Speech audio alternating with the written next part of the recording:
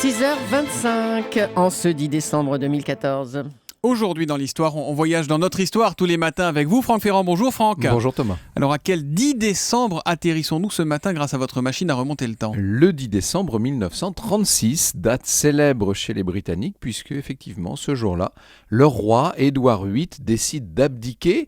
Il renonce au trône officiellement pour épouser sa maîtresse Wallis Simpson. Ça veut dire que le deal, comme on dit en Angleterre, est simple, c'est soit la couronne, soit Wallis Simpson. Il ne pouvait pas avoir les deux ? Non, et d'autant moins que Wallis est une femme à la réputation incompatible avec ce qu'on attend d'une reine. Déjà, elle est américaine, shocking, mais surtout, elle a été mariée 2 fois, elle est divorcée, et par ailleurs, et c'est le plus embarrassant, disons-le, Madame Simpson entretient une relation privilégiée avec les hauts responsables de l'Allemagne nazie, ce qui déplaît beaucoup au gouvernement britannique, à défaut de déplaire à Édouard VIII, qui lui trouve ça tout à fait surmontable. D'accord. Le Premier ministre Baldwin dit très clairement au roi que son mariage avec Wallis Simpson ne saurait être envisagé. Si le souverain venait à s'entêter, ce serait l'une des plus graves crises de régime de toute l'histoire d'Angleterre.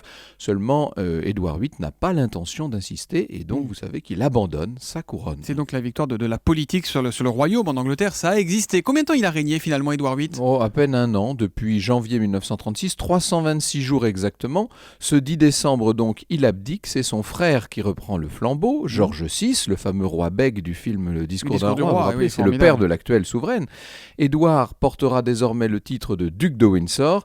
Il vient s'installer en France où il épouse sa Wallis, sitôt le 2e divorce prononcé. Or, dès octobre, le couple se rend en Allemagne où il rencontre Hitler, ce qui ne fait que confirmer ce que l'on disait tout bas, bien sûr.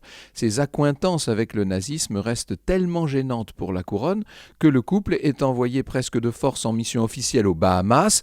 Et après la guerre, vous savez que les Windsor vivront en France. Ils s'installeront à Neuilly-sur-Seine où ils vivront jusqu'à leur décès respectifs en 1972 et 1986. Ils ont joué un rôle mondain très important dans la France des 30 Glorieuses, mais ça, évidemment, c'est déjà une autre histoire. Une histoire que l'on va retrouver avec vous tout à l'heure à 14h pour parler de quoi, Franck ? Nous irons pérégriner sur les chemins de Compostelle. Vaste pèlerinage au cœur de l'histoire, c'est à 14h sur Europe 1. À tout à l'heure, mon cher Franck. Bonne journée. Bonne journée.